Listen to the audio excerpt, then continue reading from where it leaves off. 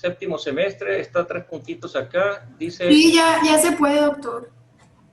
¿Ya se puede? Sí, a mí me sale para poder grabar, no sé si a ti. Ah, pues graba tú, pues que a mí me parece todavía como que le pida al doctor. Por Sí, favor. aquí dice ya permití grabar y aquí me está ya apareciendo eso. Okay, Les si alguien... aparece que se está grabando. Sí, sí, aquí también yo Sí, sí estoy grabando. sale. Ah, ok. Gracias. Ande, Gracias, doctor. bueno, Continúo. sí. A ver. Bueno, con respecto a la membrana capilar glomerular, pues las capas que la forman, pues van a formar una barrera de filtración y va a tener características que le van a permitir filtrar más agua y más solutos que la membrana capilar habitual. Esas 3 capas pues ya las hemos estado viendo. Es el endotelio que tiene fenestraciones y pues le va a permitir por medio de estas fenestraciones que pase el agua y los solutos, pero va a tener cargas negativas fijas que no va a permitir que pasen las proteínas. En la membrana basal, pues va a estar formada por una red de colágeno y de fibrillas de proteoglucanos que va a tener grandes espacios y pues los proteoglucanos en esta capa son las que no van a permitir que pasen las proteínas por sus cargas negativas. Y la última capa, pues es una capa de células epiteliales, es discontinua y tiene podocitos que van a estar separadas por poros en hendidura. Es muy importante aquí entender en estas 3 componentes, ¿verdad? Estos 3 componentes nos dan una propiedad para la filtración. ¿Cómo se llama esa propiedad que tienen? Como en coeficiente de Coeficiente de filtración. De ultrafiltración. Filtración. Exacto. El coeficiente de filtración, el KOF, lo tenemos también en la membrana peritoneal cuando hacemos diálisis peritoneal. Lo tenemos también ese mismo, igual que la membrana esta, el coeficiente de filtración en los filtros de hemodiálisis, en donde también tienen características hidrófobas y también algunas cargas, pero también algunos poros de un tamaño y otros de más pequeños y otros más grandes, ¿no? Dependiendo donde va pasando la sangre para hacer el efecto de purificación sanguínea artificial cuando tiene insuficiencia renal crónica. Entonces, este coeficiente de ultrafiltración, el endotelio pues, tiene unas cargas negativas, pero son pocas, y tiene unos poros de membrana grandes que fácilmente pasan la albúmina ahí. Sí hay un rechazo, pero no todo, ¿verdad? La membrana basal está compuesta por tres capas, como en todas partes. La capa, una que es externa, y una media y una externa, ¿verdad?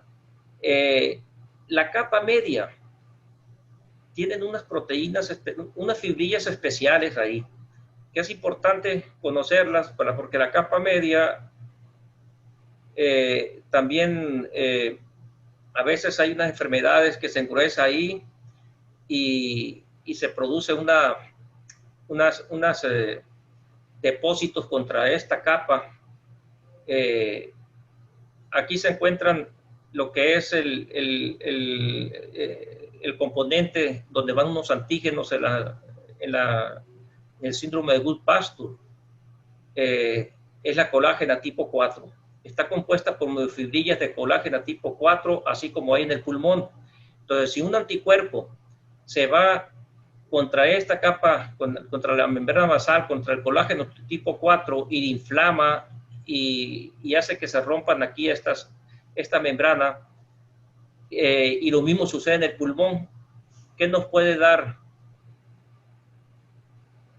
estas lesiones? Proteinuria. Bueno, puede haber proteinuria también. Entonces, se llama enfermedad de membrana basal y síndrome de Gould-Pastur, y da un síndrome que se llama síndrome pulmón-riñón. Entonces, como va contra la membrana basal con la colágena tipo 4 que hay aquí en la membrana basal, principalmente en la parte más externa de la membrana basal, pero va contra las fibrillas de la colágena tipo 4, entonces se lesiona aquí, perdón, aquí abajo, se lesiona aquí el endotelio y puede dar hematuria de tipo de eritrocitos dismórficos con cilindros eritrocitarios, pero también nos puede afectar lo que es los alvéolos, la capa también de la membrana basal ahí, y nos da hemoptisis el paciente y puede tener también como una neumonía de focos múltiples y con insuficiencia respiratoria e insuficiencia renal. Puede ser, da generalmente una insuficiencia renal rápidamente progresiva o una insuficiencia renal aguda que requiere diálisis. Estos pacientes requieren tratamiento rápido de hemodiálisis, plasmaféresis y a veces generalmente tratamiento inmunosupresor con esteroides y también ciclofosfamida y otros medicamentos que vamos a ver después. Entonces, es importante porque cuando esta se inflama, esta capa, entonces al inflamarse y al aumentar el grosor de la membrana basal, ¿qué es lo que pasa con el coeficiente de ultrafiltración? Disminuye. Disminuye, ¿verdad? Entonces hace que no se lleve a cabo lo que se llama la filtración y cae el paciente en insuficiencia renal. Bueno, si aquí está bien, no hay ningún problema y el paciente tiene una hipotensión, entonces, o tiene insuficiencia cardíaca, no tenemos ningún problema aquí en la membrana. No tenemos ni en la membrana basal, ni tampoco el endotelio, ni en los podocitos. Entonces, ¿qué va a suceder con el filtrado glomerular aquí? ¿Cómo se llama esta enfermedad antes de que se lleve lo que es la insuficiencia renal aguda, antes que haga una necrosis tubular aguda? ¿Va a caer la filtración o se va a mantener igual cuando hay hipotensión? Pues inicialmente se va a mantener. Se va a mantener inicialmente por los mecanismos de compensación, la noradrenalina principalmente y después la angiotensina 2, ¿de acuerdo? Bueno, no va a pasar nada aquí hasta que ya después, cuando hay una necrosis o una hipotensión muy severa, entonces va a haber necrosis también de estas, del endotelio y la membrana basal, y del glomérulo se va a esclerosar si persiste mucho tiempo y la lesión se llega a la insuficiencia renal crónica. Bueno, ya pasaron el líquido, el agua, ciertas cantidades de proteínas, pasaron aquí muy poquitas proteínas, algunas se fueron por aquí y otras llegaron y trataron de pasar por acá entre las células podocitarias. Entonces, las células podocitarias, si llega aquí un antígeno, por ejemplo, o llega una globulina, entonces no va a pasar a través de la célula podocitaria, va a través entre los pedicelios, y entre los pedicelios están unas hendiduras de membrana que también están formadas estas, hay unos canales aquí, unos split que se llaman, y que la forman, que tienen también carga negativa, y que son los podocitos los que forman estas sustancias aquí. ¿Cómo se llaman estas sustancias que hacen que las proteínas, las globulinas, que los antígenos y ciertas proteínas no pasen hacia la cápsula de Bowman? Podocinas. Podocinas. Entonces, cuando la lesión está aquí en la membrana, en la membrana podocitaria, en el lado de los podocitos, entonces estamos hablando de podocitopatías, ¿de acuerdo? Y las podocitopatías pueden dar lesión en la membrana aquí del podocito. Bueno, hablando de los antígenos, además de la creación, de la formación de podocinas y de todas las sustancias de proteinoglicanos, también los podocitos. ¿Qué función pueden tener los podocitos también? Si pasa una sustancia anómala por aquí, extraña, y se detiene en esta parte, ¿qué pueden hacer los podocitos? Fagocitarla. Fagocitarla, exacto. Tienen también capacidad de fagocitosis. Por eso cada vez se está descubriendo muchos más propiedades de los fagocitos, tanto benéficos como también cuando hay alguna alteración, como que participan en la patogénesis de algunas enfermedades, ¿de acuerdo? Bueno, sabemos entonces que aquí a la cápsula de Bowman no van a pasar proteínas, no van a pasar eritrocitos, ni va a pasar más que una pequeña cantidad de albúmina, que esa albúmina, si pasa más, se va a absorber en el túbulo proximal. Después vamos a platicar sobre eso. Ahora, nos estamos deteniendo más aquí porque hay ciertas áreas en donde tenemos las células mesangiales, cuando vimos, y que las células mesangiales le dan la arquitectura para mantener lo que es el penacho glomerular estable, que le forman como los intestinos, como en el abdomen, están detenidos y le dan una conformación, el mesenterio. Así lo hacen las células y el espacio mesangial.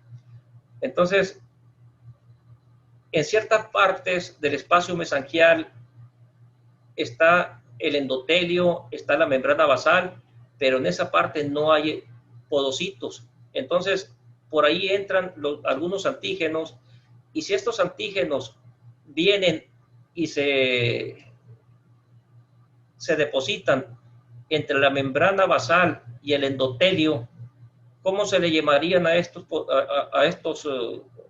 complejos, los antígenos anticuerpos, o a estos antígenos o a estos anticuerpos que se depositan aquí?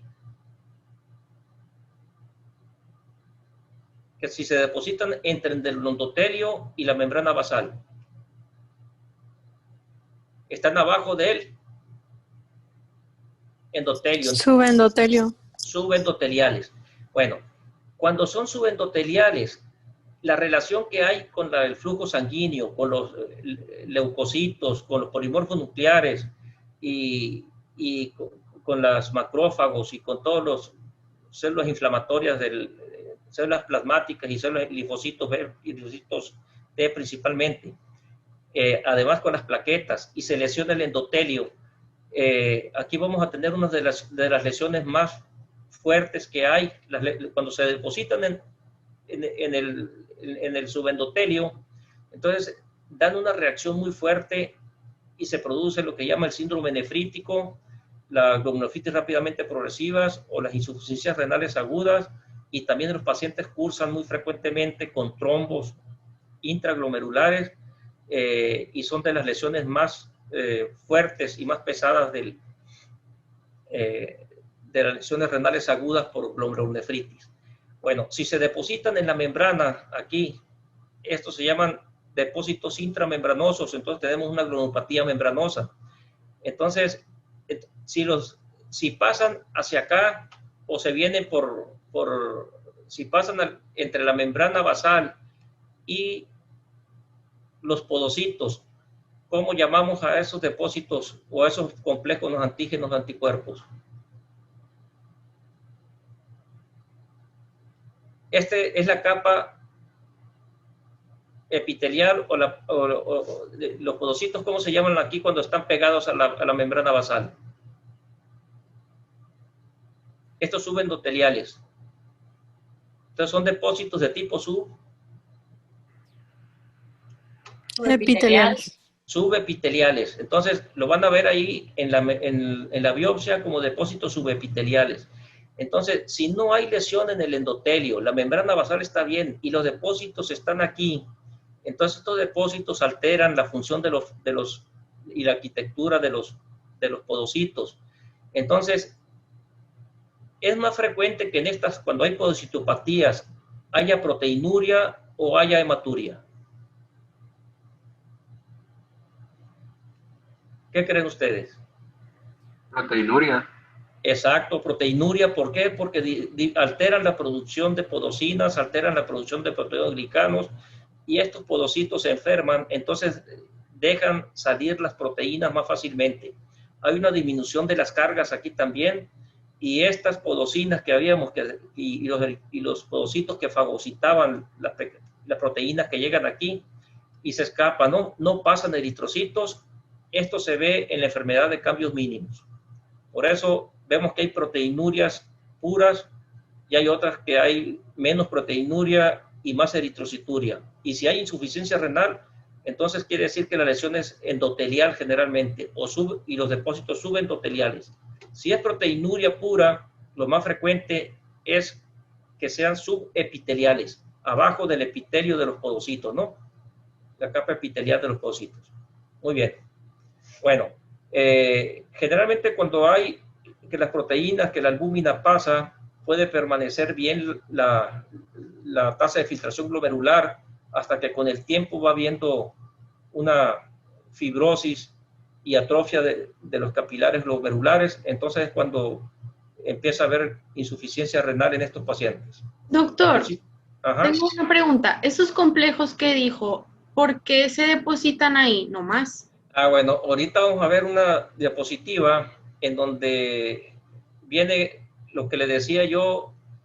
Hay un área que está libre de podocitos, que es donde está el lado endotelial, exacto, como si hubiera una hernia. La membrana basal se repliega y en ese momento ahí están nada más los podocitos, están hacia afuera y no se meten hacia el espacio mesangial. Entonces hay una zona libre ahí que nada más está el puro endotelio pegado hacia el espacio mesangial. Vamos a...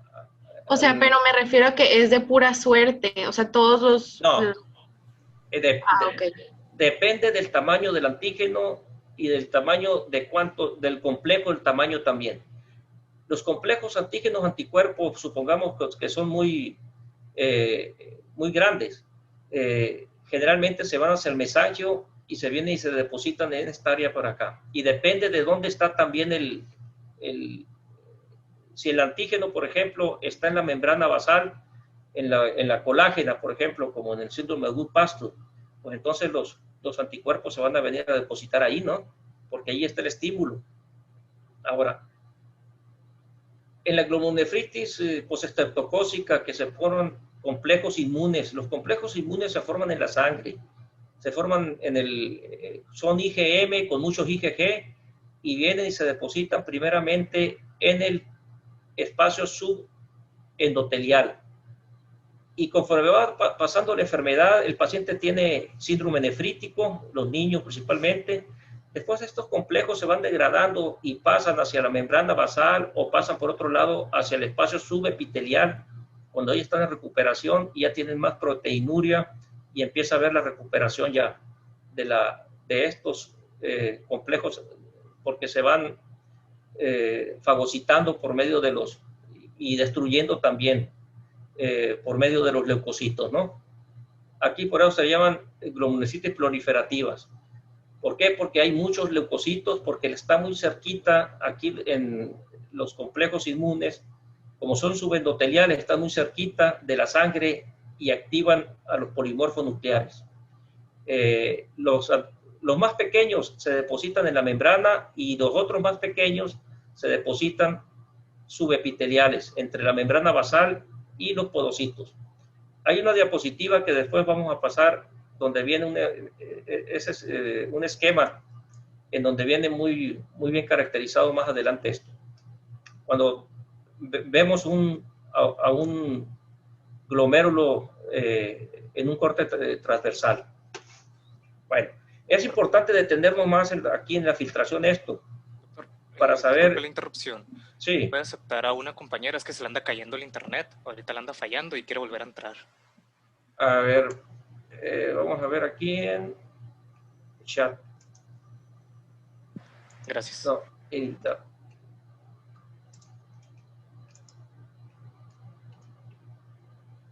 Franz, ¿está bien? Ahí está. Y Melissa. Bueno, son todos. Bueno, vamos a ir más adelante porque ahorita que veamos esta diapositiva, si no la tienes ahí, te la voy a pasar ahí al WhatsApp. Está bueno. Síguele. Ok.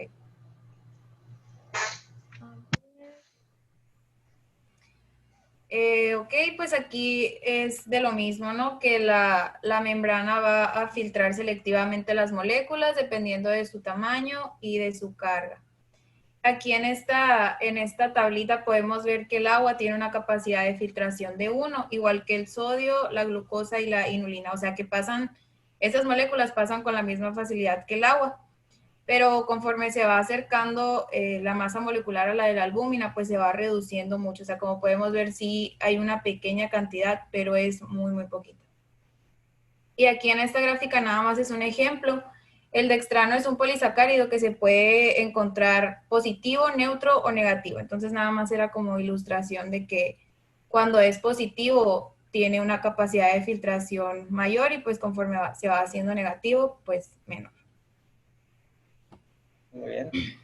Y los determinantes del filtrado glomerular. Pues ya había comentado que era el equilibrio entre las fuerzas hidrostáticas y coloidosmóticas de la membrana capilar y el coeficiente de filtración. La fórmula la encontramos aquí arriba, que es pues el filtrado igual al coeficiente de filtración por la presión de filtración neta. Esta presión de filtración neta pues la vamos a obtener con la sumatoria de todas estas fuerzas, las que favorecen como la hidrostática glomerular que es de 60 y las que se oponen, que es la hidrostática de la cápsula de Bowman y la coloidosmótica pues del capilar glomerular. Y pues la sumatoria va a dar un número positivo de 10 milímetros de mercurio.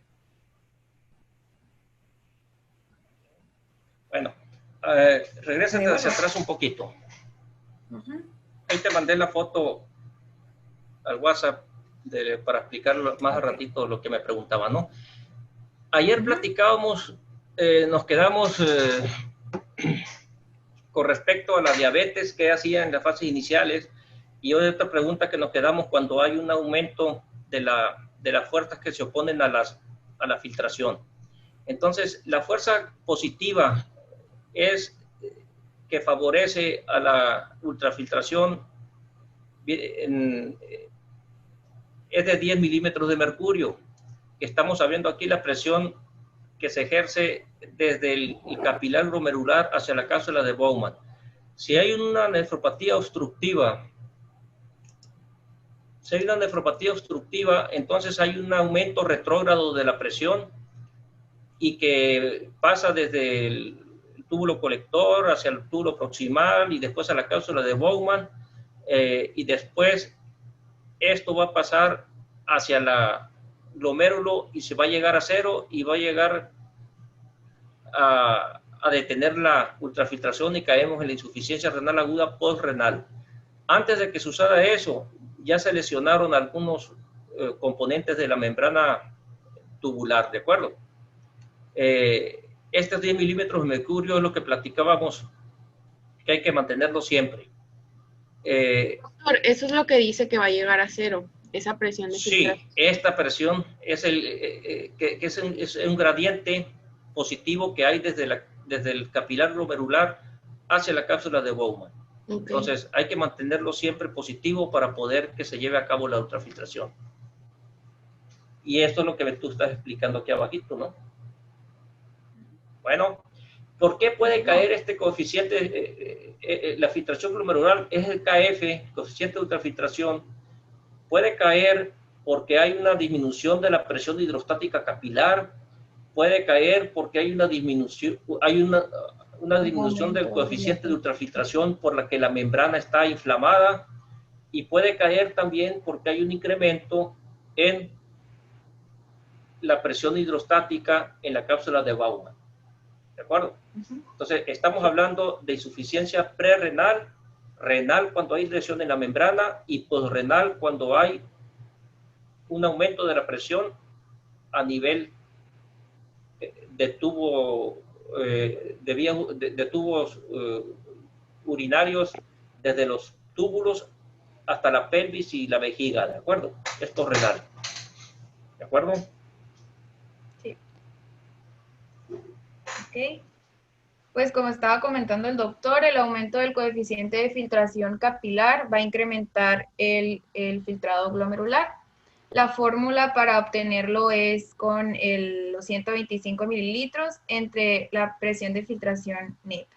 Esto nos da un total de 12.5 mililitros sobre minuto de mercurio, y pues esto contribuye a la filtración rápida del líquido. y va a haber algunas enfermedades en las que se reduzca el número o el grosor de la membrana aumenta, como en la nefropatía diabética y en la hipertensiva. Bueno, vamos a detenernos un poquito en estas dos enfermedades, que son el 70% de los enfermos crónicos que van a haber y que ustedes como médicos de primer contacto tienen que controlar para que no lleguen a la insuficiencia renal crónica, ¿no? En la diabetes mellitus, cuando recién se inicia que hay hiperglicemia, empieza a ver el paciente a tener un aumento en la sensibilidad de la arteriola eferente, los músculos de la arteriola eferente, un aumento de la sensibilidad hacia la angiotensina 2. No hay ninguna lesión a nivel de la membrana. Si acaso hay un incremento en la arteriola eferente, ¿qué va a pasar con la presión intraglomerular? Va a aumentar. La presión hidrostática va a aumentar, y al aumentar la presión hidrostática, ¿qué va a pasar con la filtración? Va a aumentar. Va a aumentar. Entonces, al momento de estar ese incremento que existe, sin haber todavía microalbuminuria, pues va a ejercer una tensión sobre la membrana, y esa va a ser un daño posteriormente si permanece hiperfiltrando. Entonces, a ese paciente, si está hiperfiltrando y trae la presión en 140 sobre 95 o 150 sobre 100 y empieza a hiperfiltrar sin tener proteinuria, ¿qué medicamento le darían ustedes para bajar esa hiperfiltración?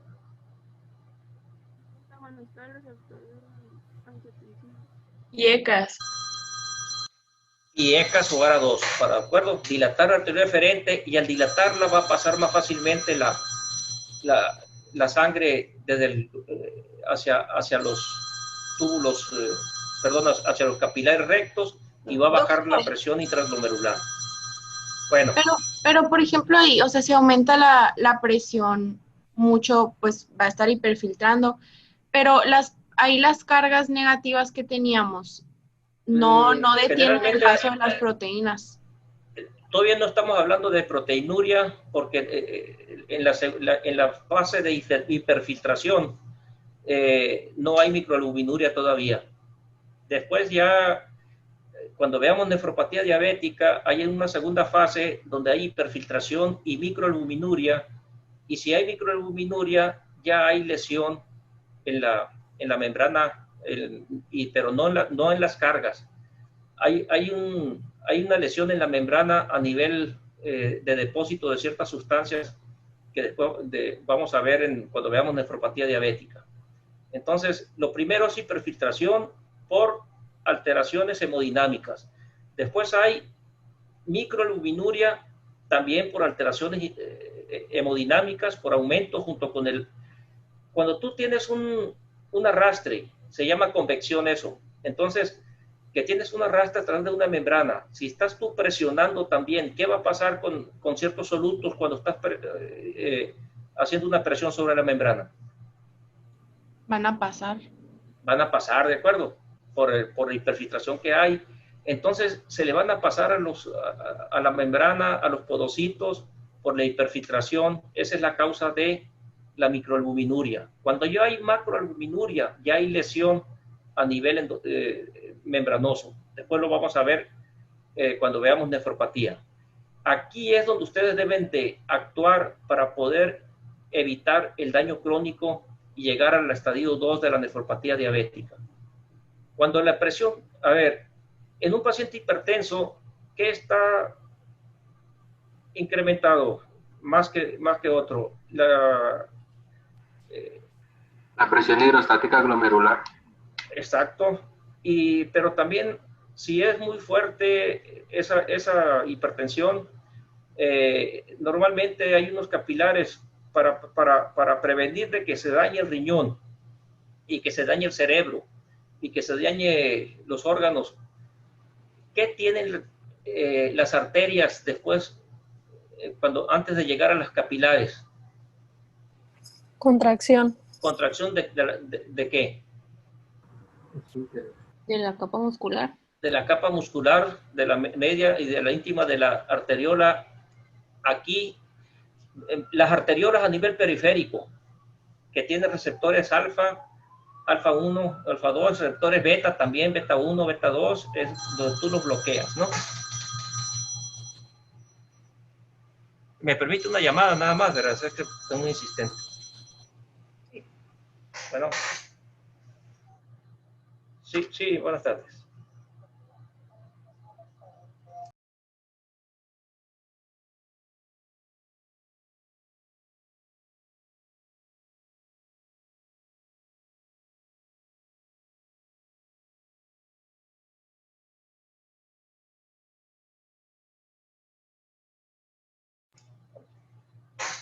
Bueno, vemos en la hipertensión, entonces, ¿ustedes qué dan para bajar la presión en un paciente?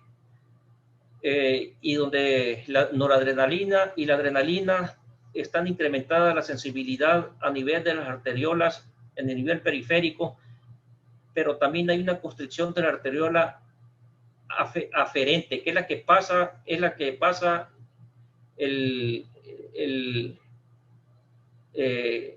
que controla, la presión intraglomerular. Si está constreñida porque hay hipertensión, ¿cómo va a estar inicialmente la presión intraglomerular? Disminuida. Ok. Al inicio, como hay un aumento de la presión, supongamos si en lugar de 60 mililitros de mercurio, si el paciente tiene 180 sobre 110 de presión, y al inicio la presión arterial media capilar glomerular va a ser de 80, ¿cómo va a estar la filtración glomerular?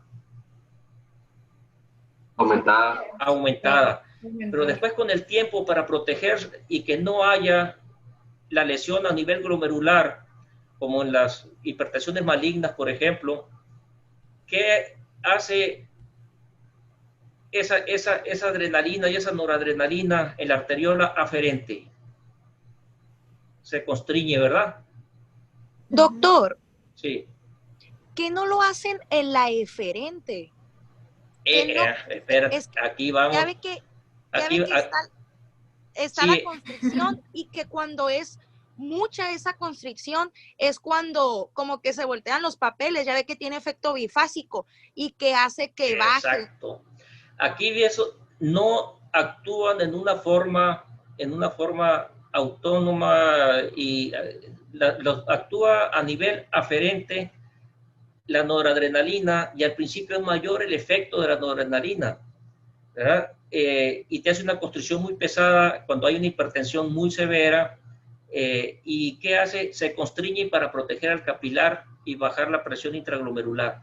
Pero baja tanto que también, al haber hipertensión, ¿qué pasa con la arteriola eferente? Al bajar, al momento de haber hipertensión, ¿qué sucede con la arteriola eferente?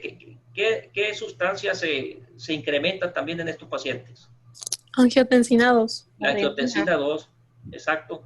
Entonces, cuando hay mucha actividad aferente y está con un incremento de la presión intraglomerular, entonces, ¿qué empieza a haber hiperfiltración? Entonces, hay mucho aporte de sodio, mucho aporte de líquido. ¿Y qué sucede al llegar mucho flujo a la mácula densa y llegar mayor cantidad de agua y menos de sodio por haber mucha hiperfiltración? Se disminuye la renina. Disminuye la renina, y eso hace de que se dilate la arteriola eferente y pueda disminuir en forma rápida la presión intraglomerular. Pero si es mucha, que ya empieza a haber disminución de la tasa de filtración glomerular y disminuye la filtración, disminuye el aporte de líquido y el aporte de sodio aumenta por el fenómeno contracorriente. Para poder mantener la presión intraglomerular, ¿qué hace la mácula densa? El aparato iostaglomerular libera más renina. Exacto, libera renina, libera angiotensina 2, pero también en ese momento, para quitar ese efecto de la noradrenalina, no puedes tener constreñida la arteriola eferente, ni tampoco constreñida la arteriola aferente también. Entonces, ¿qué se libera para que hagan efecto a nivel efecto a nivel de la arteriola aferente y contrarrestar el nivel de la noradrenalina? Hay dos sustancias ahí. Óxido nítrico y prostaglandinas. Exacto, óxido nítrico y prostaglandinas. Entonces se dilata la arteriola aferente, que es la de entrada, y está constreñida la arteriola eferente. ¿Y qué pasa con el filtrado glomerular otra vez? Aumenta y ya otra vez vuelve otra vez a volver a lo normal, el filtrado glomerular, y eso hace de que otra vez ya deje de producirse angiotensina 2. Ya controlaron la presión ustedes o el paciente ya se controló solo, ¿de acuerdo? Eso sucede por los mecanismos de autorregulación renal. Es un poquito complejo lo que ahorita están oyendo, pero conforme vayan viendo van a ver cómo sucede, que es un mecanismo de regulación que hay entre las presiones intraglomerulares y contra el flujo sanguíneo, contra el filtrado glomerular, para controlar la presión intraglomerular y controlar también la presión sistémica. Más adelantito lo vas a ir viendo eso. Sí. Bueno, es un círculo que si no lo cortas, puede llegar a la enfermedad, ¿de acuerdo? Adelante. Ok. Y pues el aumento de la presión hidrostática en la cápsula de Bowman va a reducir el filtrado. Estos cambios pues no son normalmente un mecanismo importante, sin embargo cuando hay pues algunas obstrucciones por cálculos de calcio o de ácido úrico, pues se va a aumentar mucho esta presión, entonces va a haber una reducción muy grave del filtrado, como podemos ver en la hidronefrosis. Y pues de la pelvis y las cálices renales, que era lo que estaba comentando también ahorita el doctor, el aumento de esta presión. Y el aumento de la presión coloidosmótica capilar va a disminuir el filtrado. Esto es, o sea, conforme va a pasar el plasma, o sea, la sangre por la arteriola eferente, tiene una presión de 28 milímetros de mercurio, pero ya cuando va a llegar a la arteriola eferente es de 36, o sea que tiene la capacidad o la aumenta un 20%. Esto es debido a dos factores, que son la presión coloidosmótica del plasma arterial, o sea, la cantidad de proteínas que va a contener este plasma y la fracción que se esté filtrando. Pues si se disminuye, por ejemplo, el flujo sanguíneo renal, va a aumentar la fracción de filtración y esto va a hacer que se aumente la presión coloidosmótica en el capilar, por lo tanto se va a disminuir el filtrado glomerular porque estas proteínas como que van a estar queriendo jalar el agua o el líquido que se contiene en la cápsula de Bowman. Y el aumento de la presión hidrostática capilar glomerular va a incrementar el filtrado. Esta es la principal forma de regulación fisiológica pues que tiene y depende de la presión arterial y la resistencia en sus arteriolas, la aferente y la eferente. Okay. Cuando hay... Aquí lo que hablábamos, la presión arterial sistémica, esto estamos hablando, ¿de acuerdo? Esta se va a mantener mientras la resistencia arterial aferente y eferente tengan unos mecanismos de respuesta adecuados a la adrenalina, a la noradrenalina, a la óxido nítrico, a la endotelina, a las prostaglandinas y también de arteriola eferente, principalmente a la angiotensina 2. Todos ellos juegan un papel importante, es como un círculo que se está dando para poder manejar y mantener la presión arterial en forma adecuada. Y también para poder mantener un filtrado glomerular adecuado, ¿de acuerdo? Sí. Cuando se vence el sistema aferente, va a haber enfermedad y va a haber isquemia glomerular. Cuando se vence el sistema arterial eferente, que es la salida de sangre, pues entonces va a haber daño en la pared glomerular por aumento de la presión y aumento de las tensiones en la membrana basal. Adelante. Y pues como comentábamos ahorita, la constricción aferente va a disminuir la presión hidrostática y va a disminuir el filtrado. A diferencia de cuando hay una dilatación, va a aumentar esta presión hidrostática y va a aumentar el filtrado. Esto en el lado aferente. Ya en el lado del arteriol eferente, cuando hay una constricción que sea leve, va a aumentar la presión hidrostática y pues va a incrementar el filtrado. Sin embargo, cuando exista una constricción muy intensa en la arteriola eferente, se va a disminuir el flujo sanguíneo y esto va a aumentar la presión coloidosmótica. Y pues como vimos ahorita anteriormente, el aumento de la presión coloidosmótica en el capilar glomerular va a disminuir el filtrado. A ver, si hay una constricción del arteriol eferente, ¿qué va a pasar con la presión de los vasos rectos a nivel medular? Aumenta. ¿Aumenta que no? No, si estás disminuyendo el aporte hacia los vasos rectos, Okay. entonces disminuye la presión hidrostática de los vasos rectos. ¿Y qué va a pasar si disminuye la presión hidrostática de los vasos y el intersticio tiene una presión incrementada? ¿Qué va a pasar con esa? ¿Qué va a hacer los vasos rectos? ¿Van a aumentar o disminuir la absorción? Disminuir. Disminuirla. Van a disminuirla, ¿de acuerdo? Bueno, a ver, ¿por qué la van a disminuir?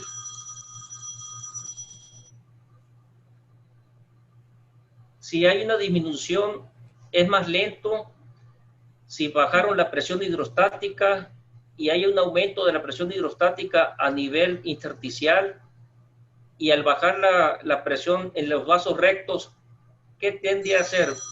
¿Van a mejorar o aumentar la absorción de agua y sodio? Aumenta la captación. Exacto, va a aumentar la captación, entonces va a aumentar la reabsorción de agua y de sodio. Hasta ahí le dejamos, ¿está bueno? Ok. Sí. Ándale, pues gracias. No, bueno. Gracias. Está enredoso, ya vamos mañana a ver eso. Ok, Gracias, gracias. doctor. Bueno. Sí, César. Sí.